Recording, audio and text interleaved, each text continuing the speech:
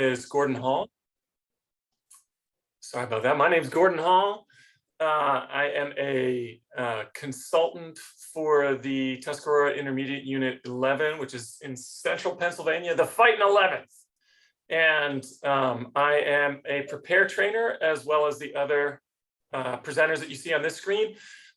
My background is, I'm going to talk a little bit more about this in a moment, but my background generally is I was a teacher, a middle school science teacher for 5 years, and then I went to graduate school and became a school psychologist.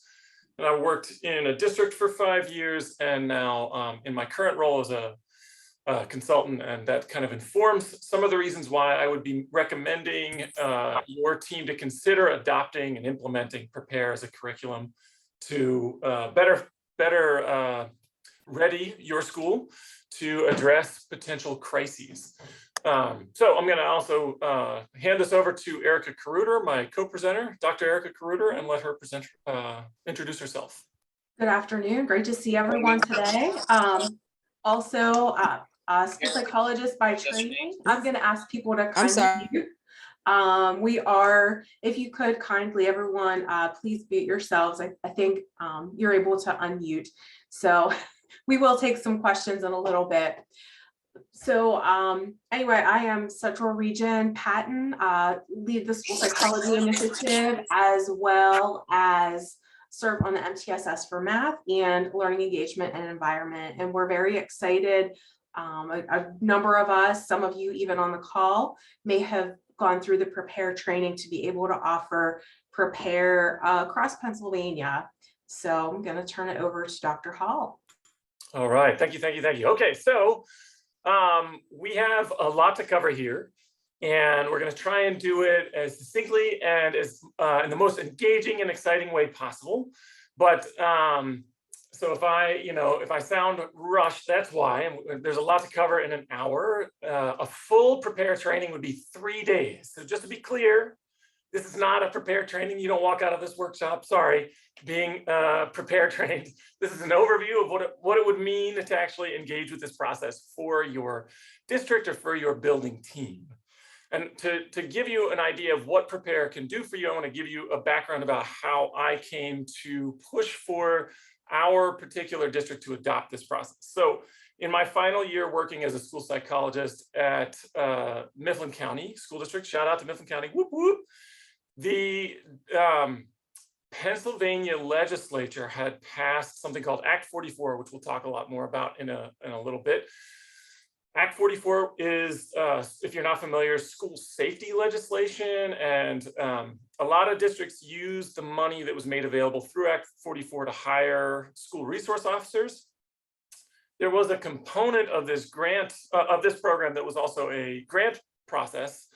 And we had proposed adopting a K-12 mental health and social emotional tiered system of supports for all students within the district. And in order to facilitate that process, we were using the PREPARE model as a potential framework to address the physical and psychological safety of all students. And so we actually then had our team trained in PREPARE, and we used a PREPARE checklist of what all a school district that is well prepared to prevent, mitigate, and recover from crises, both in terms of physical safety and psychological safety. We used that checklist as a kind of like fidelity measure to then conduct that as a district leadership team, and then developed committees to ensure that all those components were in place within our district. So that's just a general idea of what PREPARE could look like if you were to adopt that process in your district. So now let's actually talk about what specifically is involved in implementing PREPARE. So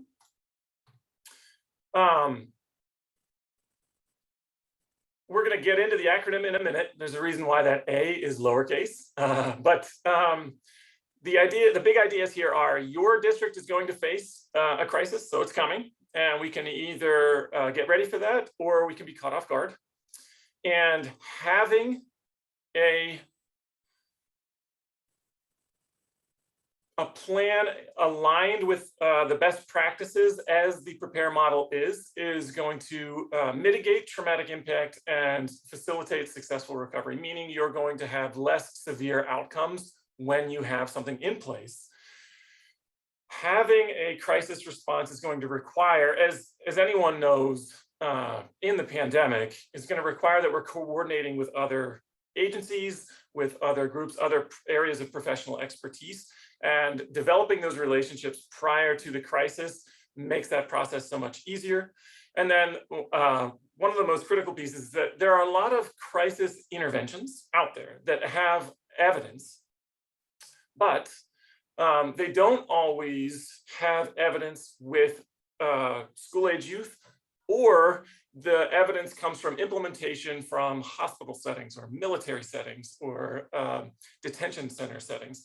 And what PREPARE has done is taken those and made them specific to the school setting and school-age youth. And because those have unique needs, we want a curriculum, a framework that addresses those components.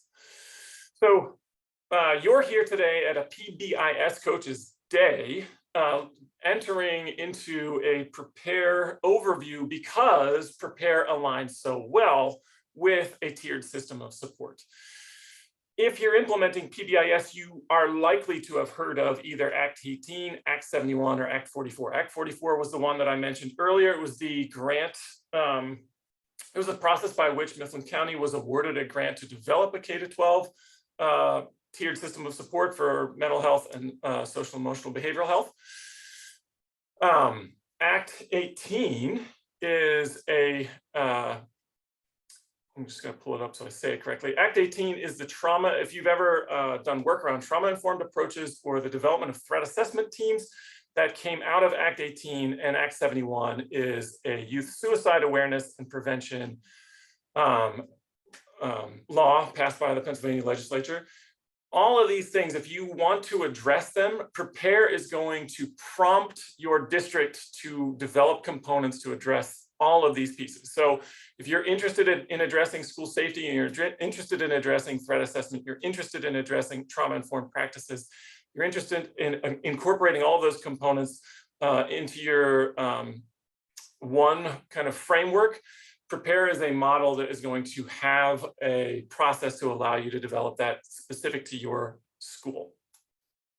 So this is the acronym, right? So we are going to have a Kahoot at the end. So for those of you quiz takers at home, you might want to make note of some of the vocabulary here.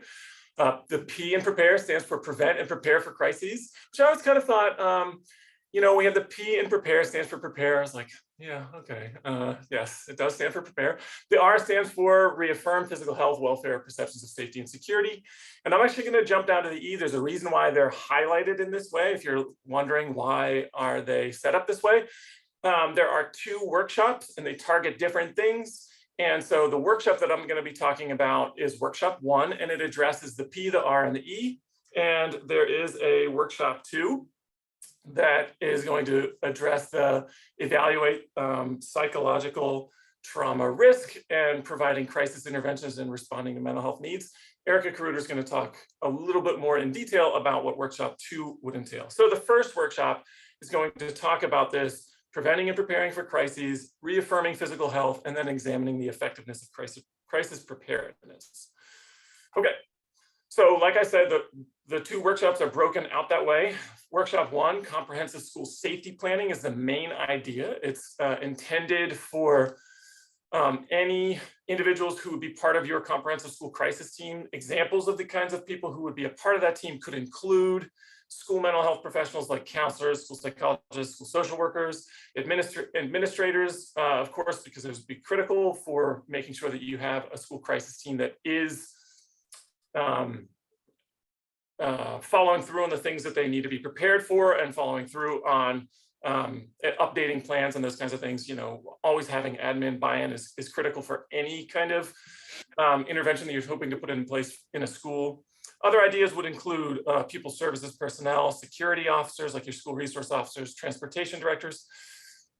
ones that don't always get thought of, but facility managers, like grounds people who are able to speak to physical safety components, are really helpful in getting your safety team and crisis team knowledgeable about all aspects of what's happening in a school crisis event. Workshop 2 is a 2-day workshop. So workshop 1 is a 1-day workshop. The workshop 2 would be 13 hours. It would be NASP approved for credit. Whoops, didn't mean to click ahead yet. And this would be more in targeting your school mental health professionals. This is because if we look back, the workshop 2 is targeting how are we evaluating psychological trauma risk? How are we providing psychological crisis interventions? How are we responding to mental health needs? So it's much more focused on those components. So where does PREPARE, what is the foundation of adopting these kinds of plans? If you're looking for more detail and you want to follow up, these 2 components here, the Guide for Developing High Quality School Emergency Operations Plans and the Role of Districts. So this would be a school level plan. This is a district level plan. Both of these documents are free. Unfortunately, the QR codes here don't no longer work. So I am gonna put the components in, sorry, I'm gonna put 2 links in the chat real quick because you can just download these now. This would be where you could download either of these now immediately, and these are the foundation for developing emergency operations plans within a district, and they drove a lot of the components of workshop 1. The PREPARE book that you see there, School Crisis Prevention and Intervention, that one would not be free, but is definitely a great resource. And does describe in detail all aspects of adopting the PREPARE model. Okay. I was like, where do I go whenever you come back? And I was like, I'm sorry, was there a question, or is someone just not muted yet?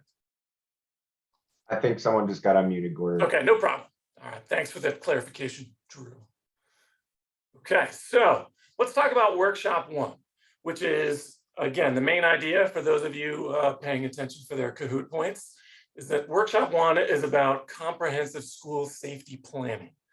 So it's taking you all the way from preventing crisis events through recovering from crisis events.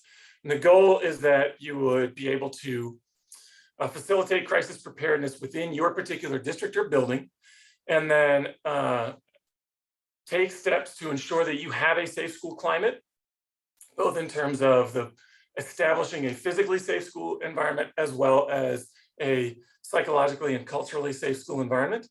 And then ensuring that you have up-to-date emergency operation plans, as well as processes to ensure that they don't just become a binder that's like covered in dust up on a shelf somewhere in the district admin building. That's like, do we have an emergency operations plan? Oh my God, we do. We made one 10 years ago. You are trying to avoid that situation, and PREPARE can help you with that. So here is the outline, and I'm going to talk a little more in detail just to give you an example of what it would look like when you are adopting the PREPARE model. We'll go into some examples of some activities that you'll do in the emergency operations planning process, but you start by addressing what does comprehensive school safety look like. Then your team would get together and develop or lay out a series of like action items to take out of the workshop to develop a basic plan. And then functional annexes, which are like, so a basic plan, we're going to talk about this in more detail, so I won't actually cover this here, but you would then develop functional annexes, which are like kind of common practices that can be used to address multiple threats or hazards that a school could face. So like an evacuation process is not something that you need to develop for each individual potential threat or hazard. It's a useful tool that you could put into place for multiple crisis events. The threat and hazard specific annexes would be ones where you're like, oh, this is something that we are at higher risk. So part of your process might be looking at, for your particular school, this wouldn't be the case per se. Like in Pennsylvania, we might not necessarily develop earthquake-specific hazard annexes, whereas schools in California or Washington, ones that are closer to a fault line, might do something like that. And then putting it all together and developing a plan at the end for how you can complete your action items. Let's look a little more in depth at what emergency operations planning could look like as an example of what you do in a PREPARE model training. So the first piece would be to develop a basic plan. Most districts, I think districts in Pennsylvania have to have something called an all hazards plan. So finding that would be your first step. Whether that's going to that person who retired's office and digging through all the binders and like, aha, I found the hazards plan. And then aligning it with what is best practice. So because the PREPARE model was a joint venture between the Department of Homeland Security, the Department of Education, and includes components developed through FEMA, all of these are going to be research, evidence-based practices that are then tailored to schools. And so going through your all hazards plan, and making sure that your basic plan aligns to what is considered best practice, and then ensuring that the functional annexes and the threat and hazard specific annexes are what are actually necessary within your school. So like I said before, a functional annex is an example of a particular drill or exercise or action that your school would put into place to address a specific threat. Functional annexes are ones that could be used across multiple events. And then using the tools provided through PREPARE, you would go through and rate what is the risk likelihood that we are going to experience a hurricane event or a tornado or the spread of a deadly disease within our school. And if those events are likely, then maybe we need to have threat and hazard specific annexes that our school are going to adopt specific practices to address those potential threats.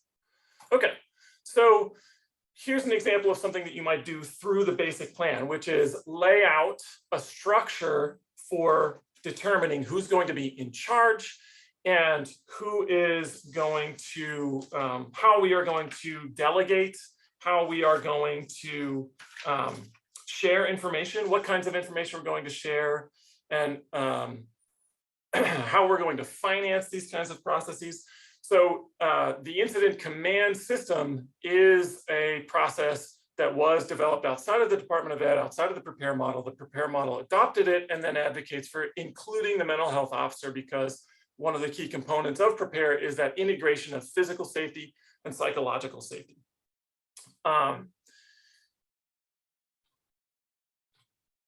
Here's an example of something that you might actually do as a part of developing your operations plan, your emergency operations plan. So this is an activity that we are not going to do because of time, but this would give you an example of what your team would go through in working through the PREPARE overview. I apologize for speaking haltingly as I do two things at once. So I want to share with you real quick here.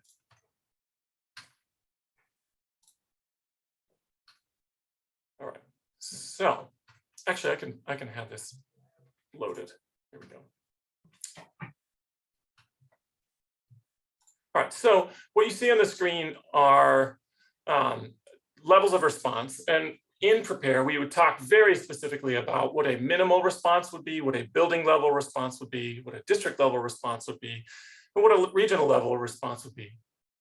One of the first things that we would work through is making determinations as a crisis team about what parts of our plan do we need to activate, and having this is what a building specific plan would look like. This is how we would address things at the building level. This is a district level response. It requires activating a larger group of people to engage and address the crisis event. And this is what a regional level response, which typically involves other agencies, other organizations outside of the district.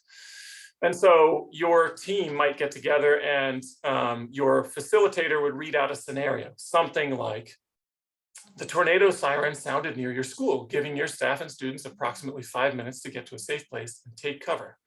The advanced warning helped save lives. However, the gym, one classroom, and mobile classrooms attached to the school were leveled. An inspection shows that the tornado also caused partial roof destruction and water damage in a second part of the building. There may be people under the rubble, and a search and rescue team has been deployed.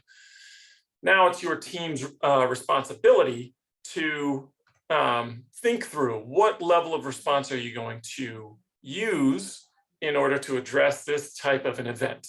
And that might actually be one that's obvious enough that there's someone here who knows the answer to that question with some reasoning, and we would take any kind of answer.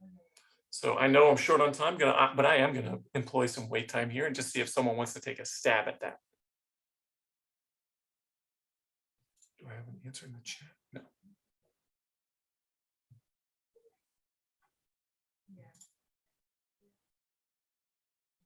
Do you think that would be a minimal response?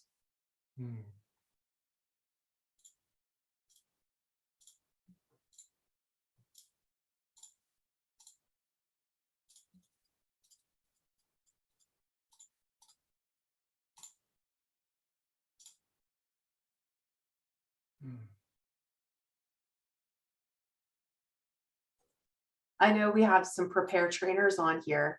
Maybe they could type in the chat.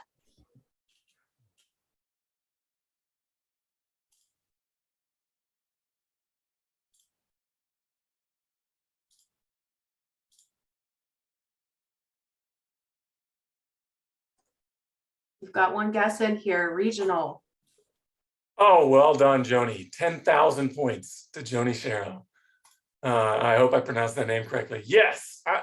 If you wanted to jump on and share your reasoning, feel free, but don't, there's no pressure. We take the answer and we are happy with that. Okay, and yes, I definitely think a regional level response makes sense. Ooh, did we get a response there?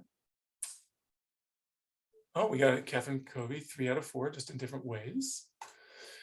So thank you so much for the responses. Yeah, I think when we talk about district level response, being able to manage across multiple buildings, but using your district team versus a regional response. If we're talking about a tornado that has potentially disrupted the whole community, you probably would want to consider coordinating across agencies. So I think that makes sense. That would be a regional level response.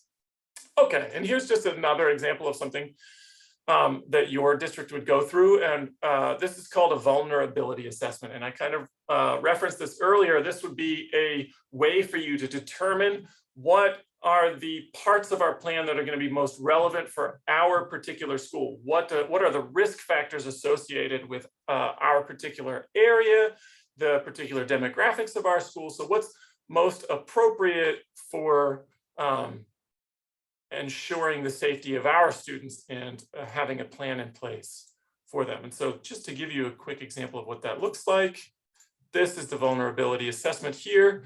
And this would be something that you did with your team. And it is just if you've ever done, so we are PBIS people, so it's like a tiered fidelity inventory, right? Like we're just trying to rate, do we have something like this in place? Is it something that we need to address immediately? Or is it something we need to address soon, address in the future, or it meets our standards? An example would be bathrooms are monitored while classes are in session. Yes or no, and then, or not applicable, and then how do we want to address it? And so you can use this then to ensure that all of the components of your operations plan are addressing the risk factors associated with your particular school. Okay. So that is just an overview of what workshop 1 will look like. And I saw some questions were coming up in the chat about workshop 2. So let's turn it over to Dr. Erica Kaurudar to answer those.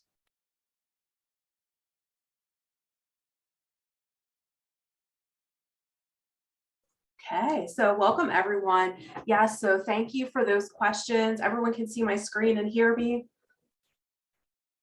Okay, excellent. So PREPARE workshop 2, it's highly recommended that school teams go through these together and really complete 1 and 2. They really complement, they are standalone, but they really do complement one another and provide a very comprehensive approach to crisis prevention and intervention. So the goal of workshop 2 is Workshop 1 can accommodate a larger group of people, and there's different members. And as Dr. Hall mentioned, this workshop is more for the mental health responders, school psychologists, school social workers, school counselors. Perhaps you have a community partner that provides mental health interventions, behavior specialists, etc.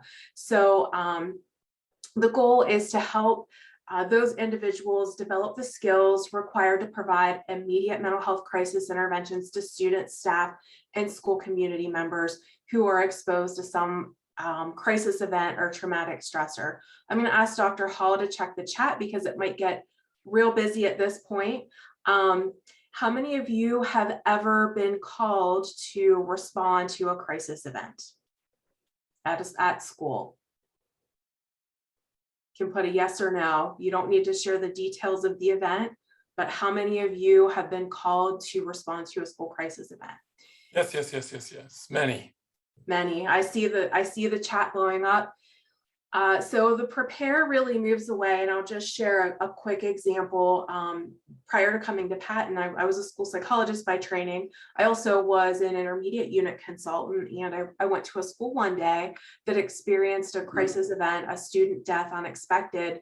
And so I was asked to put on my school psychologist hat. And the days of everyone who's finding out traumatic information of going to one large room, PREPARE does not do that, which is often, what some schools' approach is. So just kind of keep that in mind. It's very structured. It provides a very nice way to help teams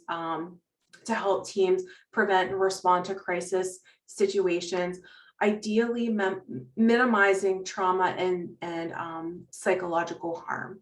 So as we go through workshop 2, again, these are the mental health professionals that fit into that overall incident command system. But we go through essential background knowledge. As mental health practitioners, everyone knows a little bit about trauma. Everyone knows a little bit, about crisis situations. So we're just kind of revisiting those things. The next part is we examine how to evaluate psychological trauma. And this is again, a unique aspect of PREPARE. The next part of this 2-day workshop is to work through a wide range of crisis interventions and responding to a continuum of mental health needs. So we look at things including social support, psychological education, and psychological intervention. And as you see in a minute, colleagues who do PBIS, you will see how this fits very nicely in a tiered model. We always want to examine the effectiveness of crisis preparedness and crisis response. So there's structure provided for that to help teams continue to improve being prepared for crises and responding. And then finally, we examine caring for the caregiver. And throughout all of those, there are action plans. So teams think through of all of those components, and then they build what that looks like customized for their school. Probably sounds familiar, PBIS friends, right? What are those essential components for this needed to be effective? And then how do we build that infrastructure for our school? So why might we want to evaluate for psychological trauma? The evaluation of psychological trauma consists of strategies to assess the psychological impact of a crisis event on individuals. Although it's secondary to ensuring people's actual and perceived safety and basic needs are met first, these interventions typically begin as soon as the immediate threat of that crisis surpasses. Some of these evaluation techniques and procedures may take place months or even years after the crisis occurs. And so we want to, as part of this process, I'll highlight it a little bit more, but look at risk factors and warning signs and make sure that our approach and our interventions are aligned. There's a good match between what students need and what they're provided. So we conduct psychological triage. As you can see here, triage, the definition, the process of sorting victims as of a battle or disaster to determine medical priority in order to increase the number of survivors. As Gordon mentioned, a lot of the models used in the community are medical, military, other models. So we're taking a psychological approach, looking at mental health here. So we really want to know which students need what interventions. How do we ensure that we are getting that good match, the most effective intervention based upon student and adult need. People need to know what to do before providing interventions.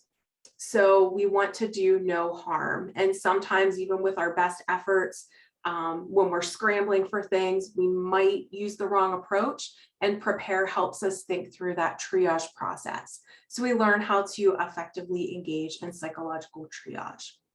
It is a process. It's not a single event. So there are three types, kind of three parts to that. First, there's the primary triage, and that helps us establish initial treatment priorities. Those happen before providing interventions. So it helps your team of mental health providers go through and develop some protocols to help them be more effective and efficient in making that match. Secondary triage uses data collected during those interventions. So it takes place while we're delivering mental health interventions. And then referral triage is conducted as interventions conclude. Some students may need more intensive supports and treatment. So what does that look like as we provide crisis intervention and respond to mental health needs? As you'll see, it falls along a continuum. First, we look at, as our teams, we look at strategies that are designed to provide interventions and respond to psychological needs. So these interventions here are reaffirming safety and basic needs. They're based on the evaluation of psychological trauma. They're ordered from, as you can see, immediate and least restrictive to later provided and more restrictive. So social support, those are universal, reuniting naturally occurring social support systems. Psychological education moves up the continuum a little bit, and the primary emphasis of that is to help individuals cope. And then finally, psychological intervention is the most restrictive, provided later. We want to be able first, with a crisis event, provide immediate coping, but there may be students at risk for having psychopathology, and we want to be able to provide treatment, the right kind of treatment. So it really helps us think about the continuum of needs. How many of you have seen a triangle before with 3 tiers? So as we think about those universal or tier 1 strategies, we want to do things, again, as you're very familiar as PBIS coaches with tier 1, it's provided to all. So students and families feel most safe and secure after a crisis incident when they're reunited. We also want to do some other things at tier 1, helping to reunite students with peers and their teachers, returning them to familiar environments and routines. This is kind of one of those other connections where I see having a really strong PBIS in place helps with that positive, predictable, safe school environment. PBIS is mentioned several times throughout your PREPARE training. And then empowering caregivers, so providing them with information with regard, we want to give facts. There's whole parts of this getting on top of facts and dispelling rumors that happen around the crisis event. And it's really interesting how that feeds into the psychological response. So as we think about social support, it's provided to everyone. Most students with good social supports after a crisis intervention, after a crisis event, recover well. But not always. Again, universal or tier 1. These are more immediate and least restrictive. Empowering caregivers moves up it's provided a little bit later, and it's a little bit more restrictive in tier 1. So, and Gordon, I'll just have you check the chat as I continue. If there's any questions, just interrupt me. So as we move up that continuum of providing crisis interventions, we're looking at moving into some tier 2. So we're moving beyond tier 1. We've some more universal, we're starting to get into tier 2. So universal and selected, or we can think of that as tier 1 and tier 2. So informational documents, those are documents to share with families, with teachers, with anyone impacted. That includes facts. We want to make sure that facts are shared, as well as information for potential warning signs or things to look for. What are some typical things that we might see in young children, elementary children, adolescents, adults, and so on? What are typical responses to a crisis event, and what are some that are maybe ones to keep an eye on? Caregiver trainings, we move up, so maybe that is providing an after-school session to parents. Again, providing them with facts. What are typical responses to crisis events? What are things to look for? What are ways, coping strategies and supports? Classroom meetings can be conducted by the teacher. Our mental health personnel can partner with them if needed. But again, those are just kind of brief, providing facts can be provided universally. And then we move up the tiers a little bit. This is selected intervention. And again, it may not be provided to every group of students in the school. If it's a really widespread event, it may be. And those are things that your mental health crisis response team would determine. But student psychoeducational groups are facilitated by 2 people. One of those people needs to be a PREPARE trainer, mental health professional, and it provides you with structure on how to run those groups, helping students utilize normal responses. How do you facilitate that without causing further psychological harm?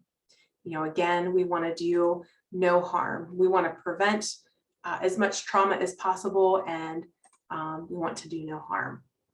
So as we move up the continuum, our psychological intervention moves from tier 2 into tier 3. So again, you can see these are some tier 2 selected interventions. This may go for groups of students as we get into indicated or tier 3 or more intensive interventions. So stabilization happens pretty immediately after the event. These are individuals who are really emotionally impacted, and there are some strategies that we use to help stabilize them. There's some group crisis intervention where selected groups of students who have been identified as having maybe risk and are identified this is an appropriate match for them, then group crisis intervention. And there are, again, protocols for how to facilitate that in a very strategic way. Our PREPARE trainers and mental health professionals provide this, and then individual crisis intervention.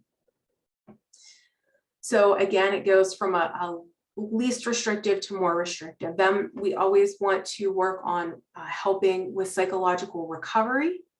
And finally, there may be some students who need more individualized psychotherapeutic treatments. And we want to be able to identify and get students matched up with the right kind of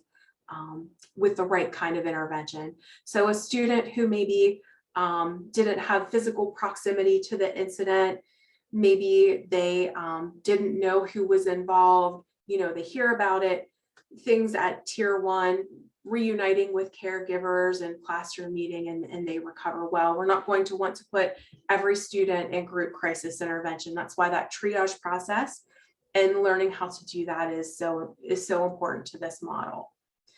So we also, as we talk about the PREPARE acronym, the final E in PREPARE refers to examination of our school safety and response efforts. So we want to always take time to recalibrate after a critical incident, see how things went, how can we improve future responses.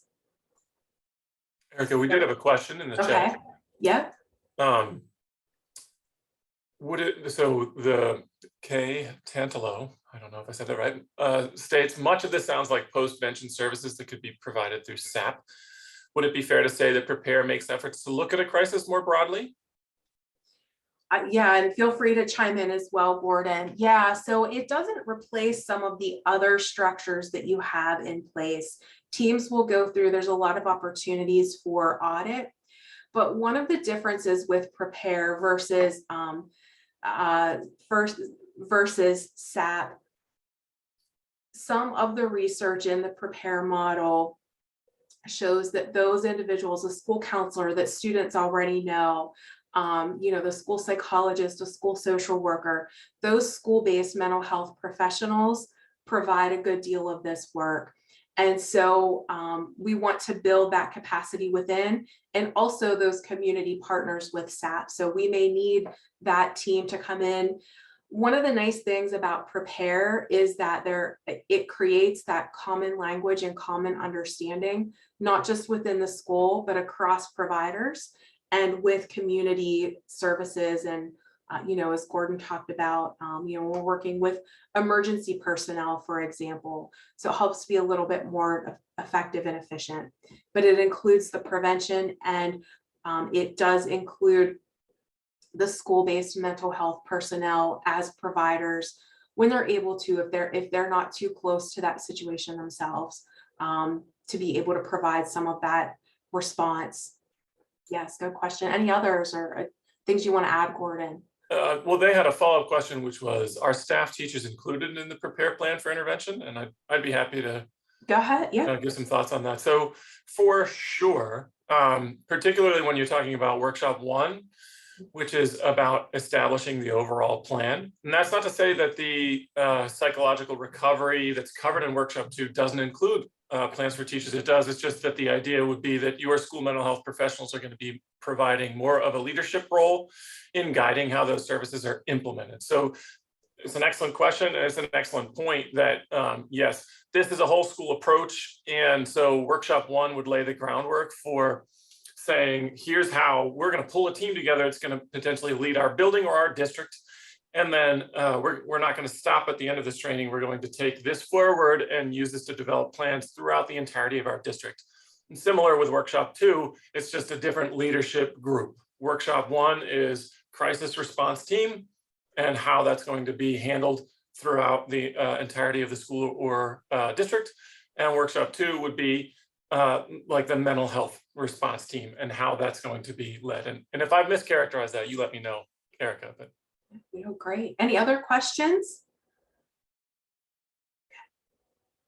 All right. So as we all know, PBIS coaches, we know that you do a lot. Many of you might be school psychs, school social workers, school counselors, BCBAs, where we do a lot of our work caring for others. There is a component of caring for the caregiver.